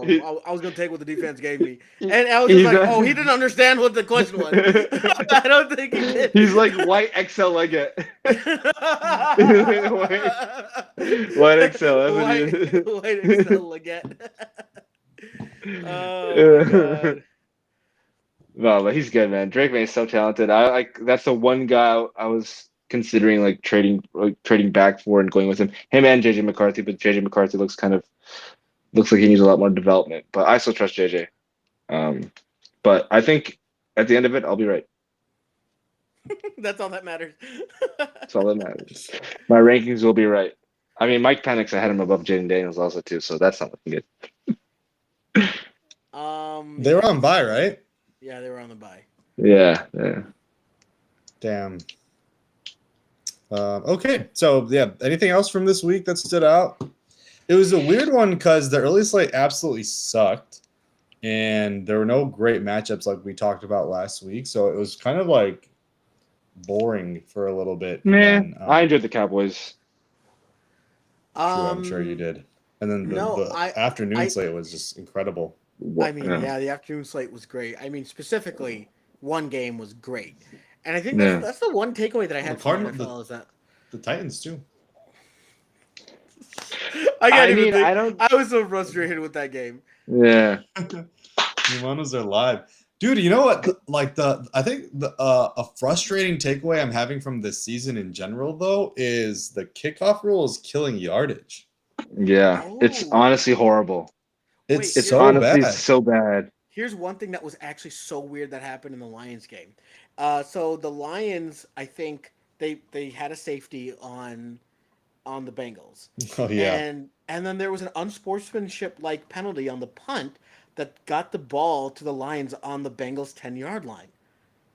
And everybody was kind of confused. The announcers don't address it. Oh, I thought you're not talking about the Aiden Hutchinson sack. No, this is the Derek Barnes safety in it was like the last drive for the Bengals. The Bengals had to punt it away. What ended up happening is that they punted the ball, and apparently you can onside punt. Don't know if this is true. Maybe it was just the normal. Oh yeah, the pooch kick. Yeah, the pooch punt. Yeah. So the thing is, you have to do it between the 30-yard line and the 40-yard line.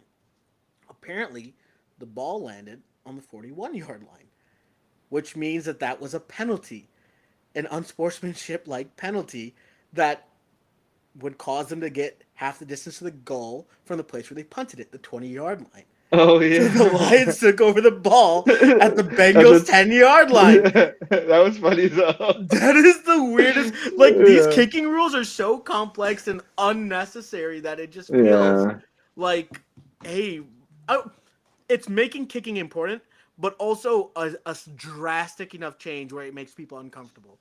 Yeah, I'm not used to it. I think that's the biggest problem. I think that when we finally have like good, accurate kicking, which is hard to do because like when you're doing a kickoff, you're not really thinking about how hard you're kicking. You're just trying to get out of the end zone or, just return the ball. You're not kicking out of bounds. Now you got to be really, really like conscious about every kick that you make.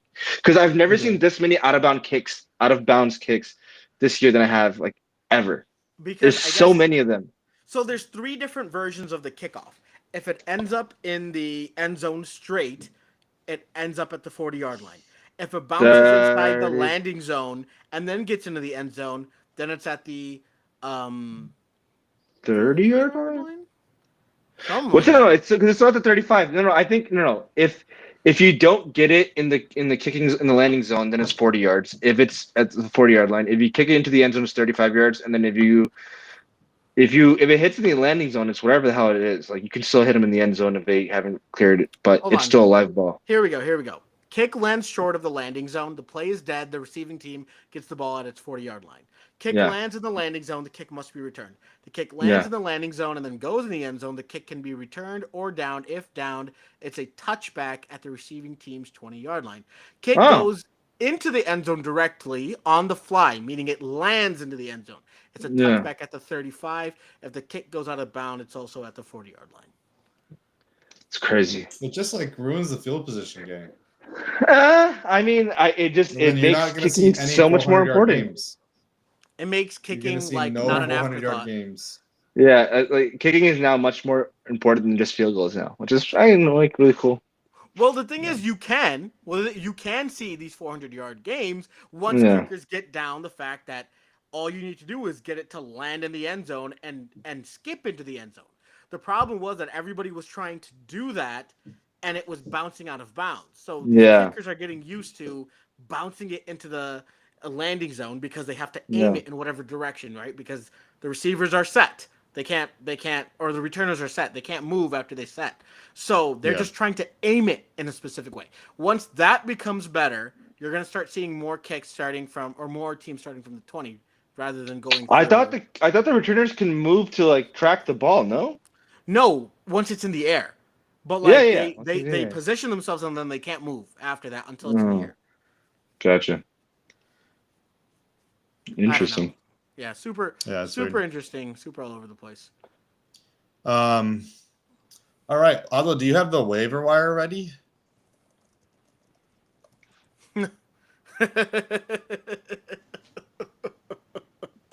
Nope.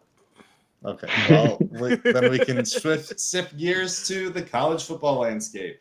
We talked about upsets all weekend in the NFL. There were a ton of upsets in college football. And I'm talking about the numbers. 3 of the top 4 preseason teams are now not ranked anymore. Texas lost to Florida in dramatic fashion. Arch Manning is absolutely terrible. Penn State lost to UCLA. Nico Amaliava's UCLA. Well, by the way, one of our first videos was the Nico transfer video. Yeah. And he was outstanding. The game of his career so far. 6'6", moving around like that with no weapons. Jerry Neuheisel's first game calling plays. And dude, Penn State, man. I mean, the loss to Oregon is okay, right? You lost in double OT to Oregon, right? It's fine. UCLA was 0-4. You were a favorite to win the Big Ten, and now you're not even ranked. That is crazy. Drew Aller's draft stock just took a huge hit. James Franklin's career just took a huge hit. It really, really just shook up the landscape of all of college football because now in the Big Ten, Ohio State's got it. I mean, they almost have it on lock unless Michigan can do something against them later in the year. No, Illinois. I mean, I saw Illinois live. They're not doing anything against Ohio State. But the SEC, everyone predicted Texas to be the team to beat in the SEC, and now you have the Ole Misses of the world, the Texas A&Ms of the world, the Oklahomas if John Mateer comes back. The college football landscape is so wide open, but these are such definitive losses because this is Texas's second loss. This is Penn State's second loss. They almost have no shot to make the playoff unless everything goes right. And that's the beauty of college football, right? We talk about the college football versus the NFL all the time.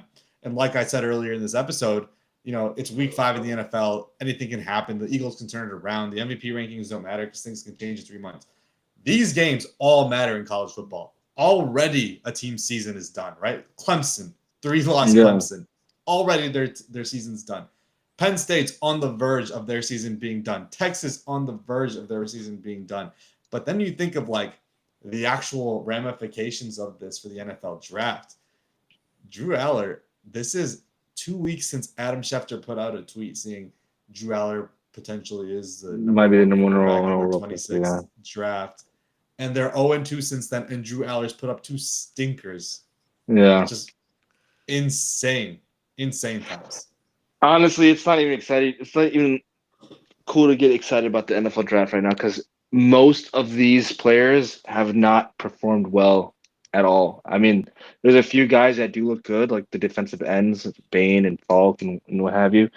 But man, this quarterback class was very, very promising to now being like an afterthought. I couldn't think of there's like 2 quarterbacks I could think of drafting, and other than that, I can't think of anybody else. It's so bad. Like Dante Moore, the guy from Oregon who was on no one's radar, is starting to pick up steam. It's insane. It was never gonna happen coming into the year with all the quarterback talent, and now we're starting to see guys like Dante Moore climb up the draft board. Sucks. Yeah, definitely. I mean, like Mendoza maybe, but Mendoza's not a prospect to be over the moon about. Really, it's all about the D lineman and who can really make a difference on the trenches side of the ball because you have such great offensive Mendoza's line gonna talent climb. and defense. You think he's gonna climb to 1? One or 2, whichever quarterback needed. If there's multiple in the top 3, he's gonna go in the top 3. Yeah. I think he's that damn good. I think he's worth drafting. But it's crazy. I really think Oklahoma has a shot here. They do. I was looking. They really have a shot. If Mateer, now think about it, a 2-loss Texas team. Red River is this weekend. So if Mateer gets healthy, I think we might he's not getting healthy. He's not getting healthy. There's a Chipotle rumor out there. What? That John Mateer. You're Chipotle. That man's like, where at? Where's the free Chipotle? John Mateer apparently was at a Chipotle and told one of the workers there that he is going to be ready for Red River. Oh, really? Where did you get this? I didn't know Chipotle was in the scoops giving business. I don't know they're Adam Schefter. You gotta be there. Norman Chipotle. You gotta be there. But yeah, it's just insane. And I think Red Rivers, we can preview that on Wednesday, but the entire landscape of college football has just changed in one weekend. And yeah, who would have thought? All right, and Adil's got his waiver wire picks ready. It is a weird week, right, Adil? I feel like fantasy-wise, like you finally saw the Jamar breakout game that we've been looking for. Somehow meandered his way to 2 touchdowns and a 30-point week. But with the Chargers running back situation, do you even go there? I don't know who is their running back after. It's got to be like Hassan Haskins, right? Michigan boy. Hassan Haskins and Kimani Vidal. Yeah, that's interesting. I don't know if I would trust Hassan Haskins. If he can't break the roster with his former coach there, then I wouldn't really trust him. I would say that Kimani looked better. Kimani looked better than did look Hassan better Haskins. in relief. Yes, he did when he came out. I would say I know that this is temporary, but Sterling Shepard is a good pickup if you're struggling to find somebody. If you're in a bind, now the bye weeks have started. Go pick up Sterling Shepard. He is somehow getting to the place where New York fans thought he'd be 7 years ago. Like, he's just available for Baker. Baker's finding him. And who would have thought that the Baker to Sterling Shepard connection would be there, but not the Baker to Odell connection? Another one. Oklahoma. They were roommates together. Yeah. Actually, I forgot. That's a good one. Good point. Kayshon Boutte. He showed out. There's another Patriots receiver you should talk about. Well, is he already rostered on a few? Because I'm seeing that Kayshon Boutte is the one that's most available. Oh, yeah. Who are you talking about, Nadeem? Stephon Diggs. Oh, he's probably rostered by most folks. Yeah, I mean, Yeah, Stephon is probably rostered just right. If he's not, just check because I saw him get picked up twice last week.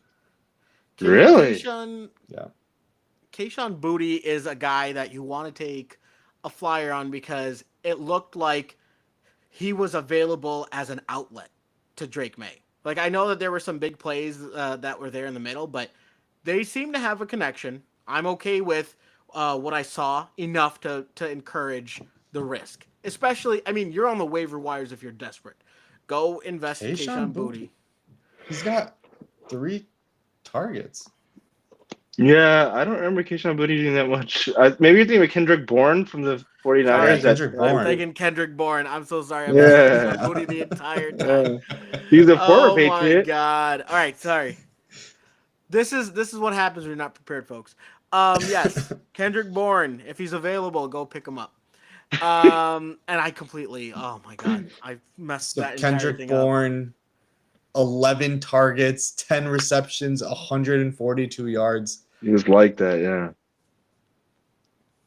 Crazy. Another guy that is not rostered anywhere, literally 0% rostered, Ryan Flournoy of the Dallas Cowboys. I was just about to 9 say his name. targets, 6 catches, up. 114 That one kind of yards. popped up out of not nowhere, but that was something that I didn't expect. Like I felt like out of all the people, 'Cause Flournoy was not going to be the Turp- guy that was going to pop off. No, Flournoy last year was showing out a lot, especially when Dak went down. I mean, he and was it Cooper Rush? Yeah, he and Cooper Rush they had a great connection together. Especially when a lot of the receivers went down. He stepped up a lot, and then on top of that, they lost Kevontae Turpin for this past week, so he then came in relief as well too. So he's solid, man. Like he was a undrafted free agent and was playing lights out in training camp last year, and then showed out in training camp this year in preseason, and now he's just showing out again on the active roster. So I'm happy for Ryan Flournoy. He's a second year? Say that again? Second year? Yeah, second year. Another guy here, Jake Tonges. How do you say his name? George Kittle. This gentleman's been getting, I think he has like 16 or 17 targets over the last 2 games. It seems like if the 49ers receivers don't come back, like I don't know what's going on with their timelines, but Mac Jones seems to favor these tight ends.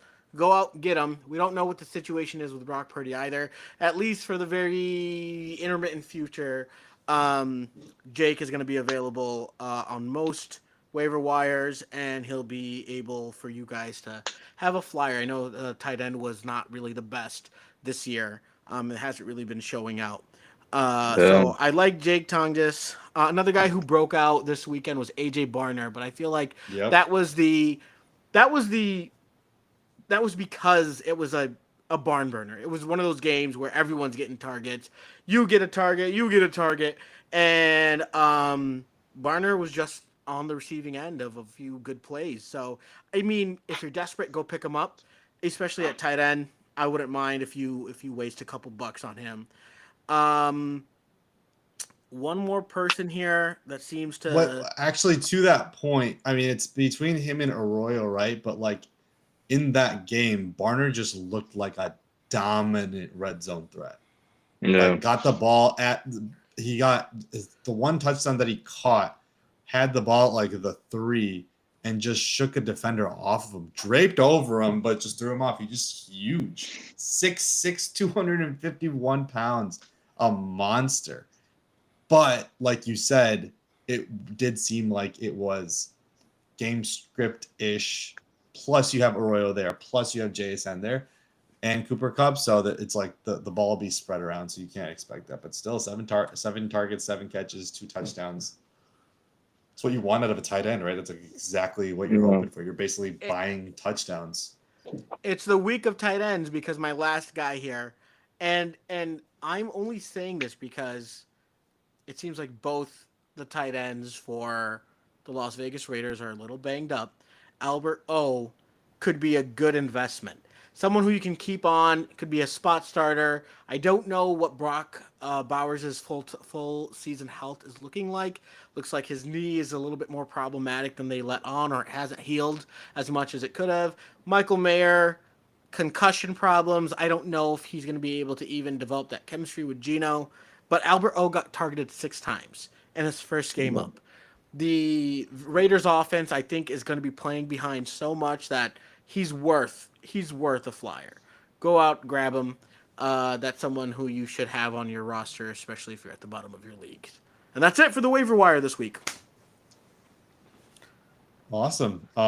Real quick though, I want to go over some names because I feel like 5 weeks into the season, some people are desperate, right? 1-4, even 2-3 with the low point total.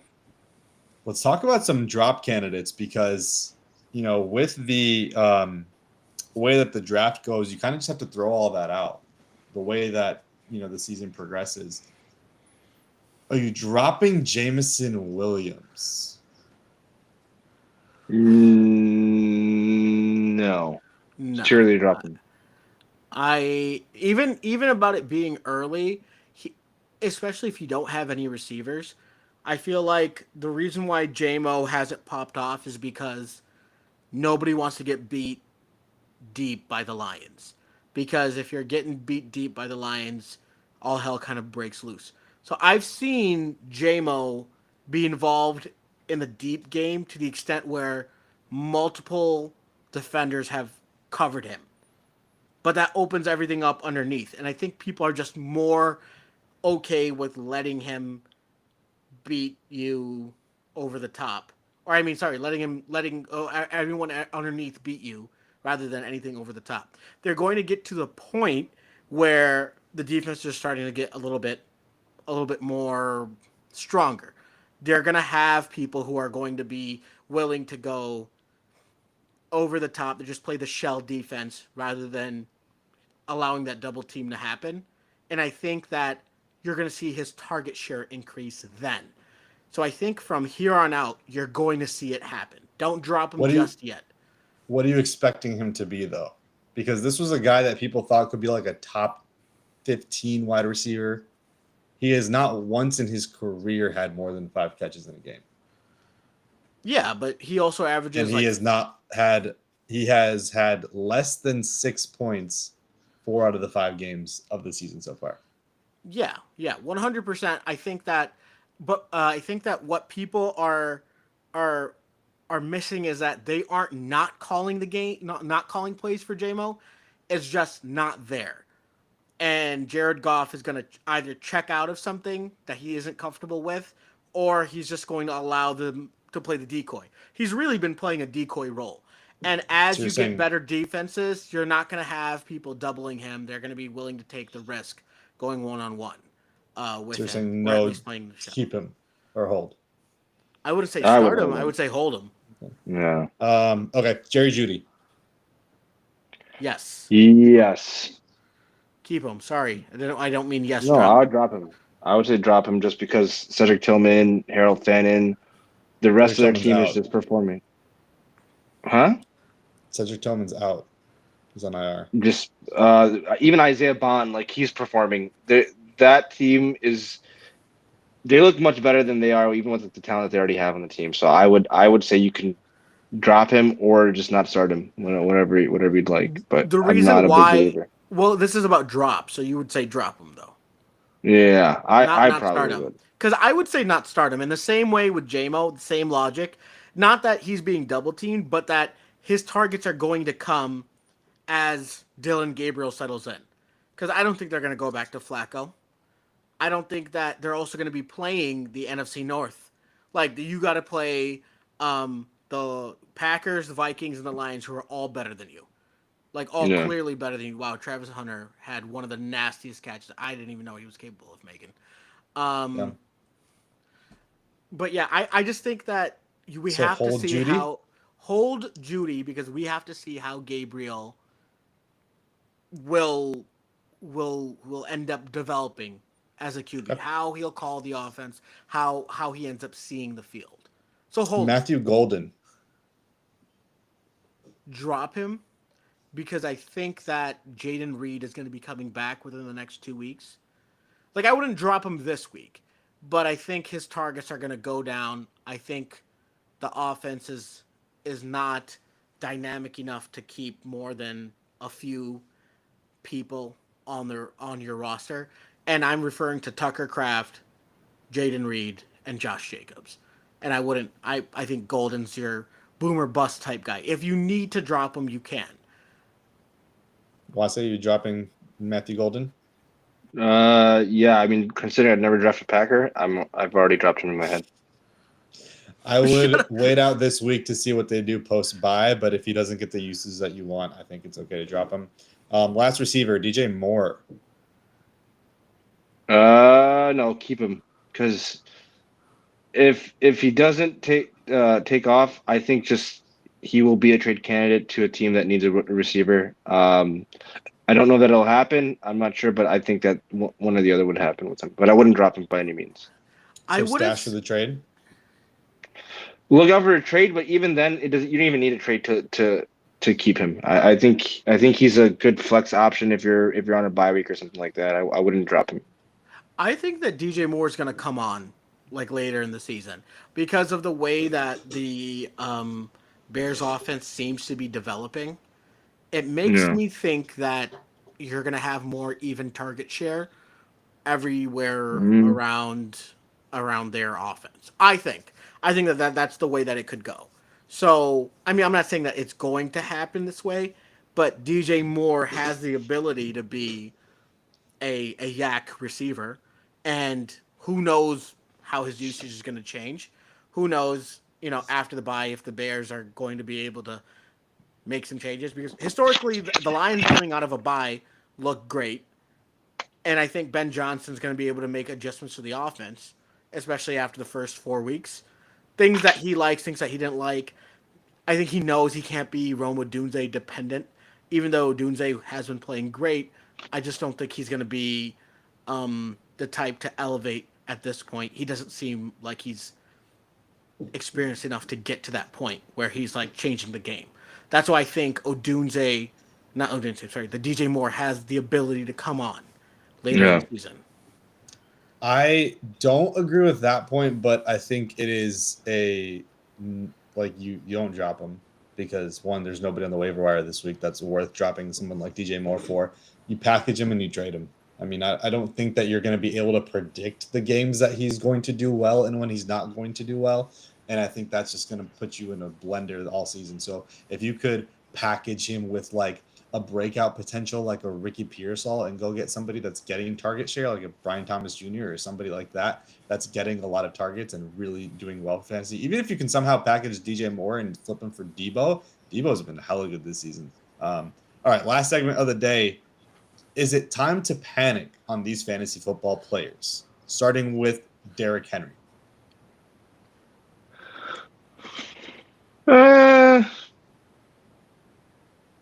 I don't know. He doesn't. No? He's not injured, and if it's just if it's just the yips, then given his history, 8 years of greatness. Agreed. And he's looked good aside from like the inconsistencies, so don't panic. He's looked good. 15 carries for 33 yards. Well, who was that against? 8 carries for 42 yards. 12 carries for 50 yards. 8 carries for 42 is 6 yards a carry. 23.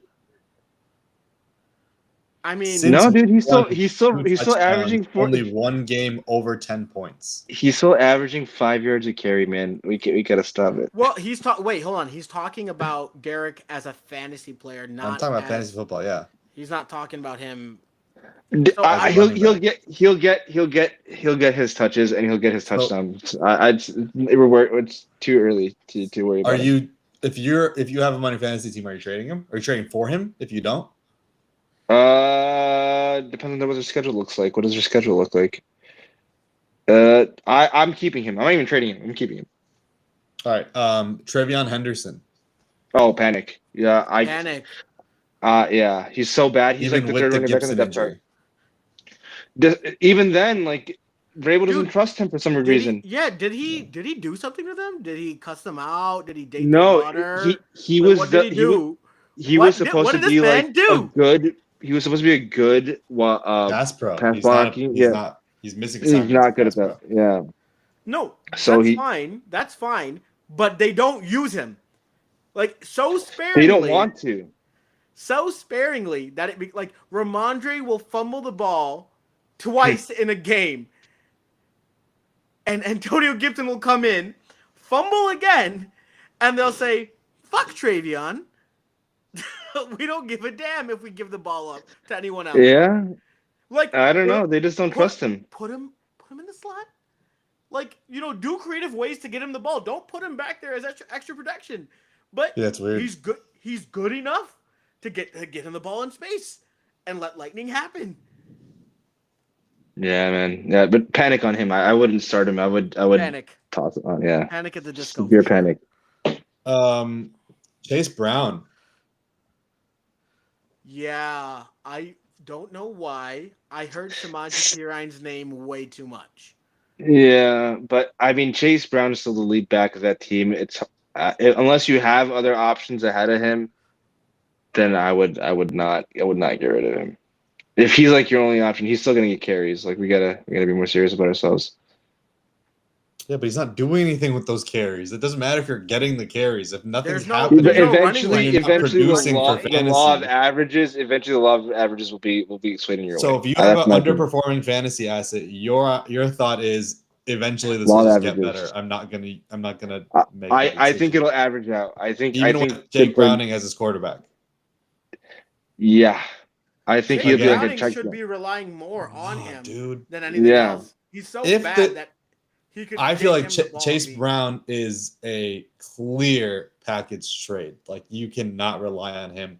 Try to get somebody else in there, maybe like a David Montgomery, or even like who's good out there. I mean, That would be a trade candidate as far as yeah, running backs yeah, are concerned? definitely. Like I would try to package Chase Brown to get a David Montgomery, or to get even JCM looked great this week. Bill, you looked great. I think I would trade Chase Brown for Bill. You're not gonna get Chase Brown for Bill.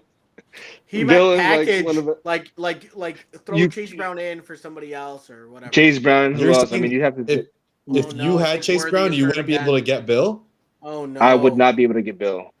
I would say if someone offered me Chase Brown for JCM, I'd be like, dude, get the out of here. Well, not a one for Okay, one. yeah. So then, how are you saying that? How are you not panicking on Chase Brown then? I mean, I'm not. That doesn't mean I'm panicking. I'm just like I'm not gonna choose the lesser talent for the guy that's producing with the limited touches he has. I'm not So panicking then, on him. how are you Doesn't not mean I'm- panicking on I Chase just Brown? wouldn't like. I have AJ Brown right now. I'm not panicking on AJ Brown. I still expect the law of averages to come through for Why? me eventually. You should be. I'm not. I just. that was I've actually seen one this of my- before. It's one of your AJ wives. Brown was one. Let's transition right now. Oh. AJ, AJ Brown. AJ Brown is so I'm not boomer panicking bust on him. right now that like Yeah.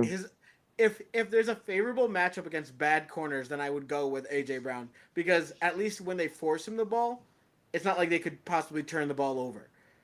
That's how bad he is because he doesn't have the ability to get the ball from Jalen Hurts. Like the forward pass was invented when, like 1960 or 1930 or something. It seems like Jalen Hurts has the ability of those guys. He needs to jump and throw the hammer in order to get the ball to somewhere that's meaningful. AJ Brown is so fed up that he's reading books. Your work. Imagine if you ever seen those guys, those gym bros who are like in between sets, they read like a page of like some bullshit like performative crap that they're doing to get like whatever girl that they're trying to get, whatever their gym crush is. That's what AJ Brown's doing. He's just like reading on the sideline. Let's make sure that I can like not have to deal with looking at working things out with my QB, looking at the play calling, looking at or discussing the play calling, looking at the screenshots after the fact. Let's wrap up. At the end of the day, AJ Brown is so boom or bust, and even his boom would be 16 points. Yeah, I think AJ is I think the reason you're not panicked on AJ is because of history. How high I You're drafted not him. seeing anything on the field right now, and how high you drafted him. But you're not seeing anything on the field right now that's telling you that this is going to go a different way. The loss to the Broncos, maybe, but still. Another player, Lad McConkey. Oh, Yeah, panic. I think it's panic. Yeah. And then our last player, Tet McMillan. We didn't even need to elaborate. Lad McConkey just took that step back that we all thought he would. When Quentin Johnson is the fourth highest, I guess rated fantasy wide receiver, it's kind of over for Last player is Tech McMillan. No, I'm not panicking him at all. I'm so confused about what the Panthers provide. We didn't even go over Panthers Dolphins. That was a dumb, crazy game too. Yeah, that was stupid. That was Stupid the battle. craziest, most stupid game I've ever seen. Yeah, I don't know what to expect out of the Panthers. The Panthers look like they're lost on offense in one game, and then they go out and they have a good half, then they explode for 24 points. I don't know. I have I mean, they 200 beat the rushing yards Dolphins, from yeah. Rico Dowdle. Yeah. Ridiculous, man. The I thing don't know sucks why- is I don't know Hamilton why was you're supposed to saying- go against a. What did you think? I don't know why you're saying that to panic on Ted McMillan.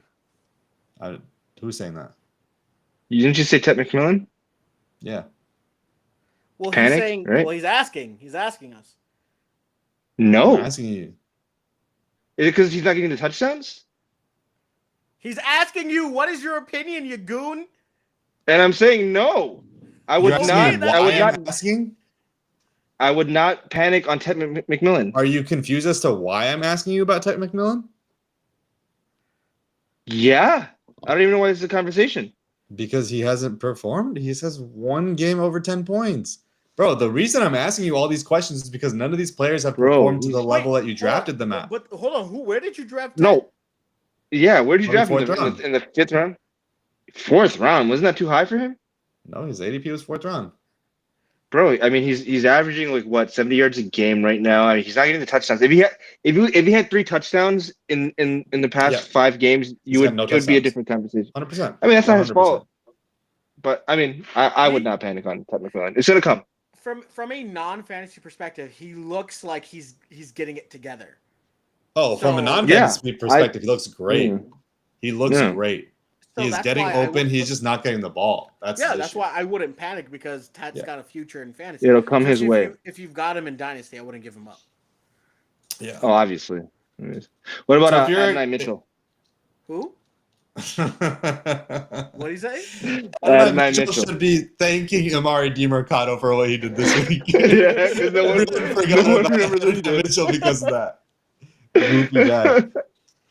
All right, that's all our show for today. We'll see you guys on Wednesday. The Cubs are playing right now, and I will be locked up in that. But thank you guys for tuning in.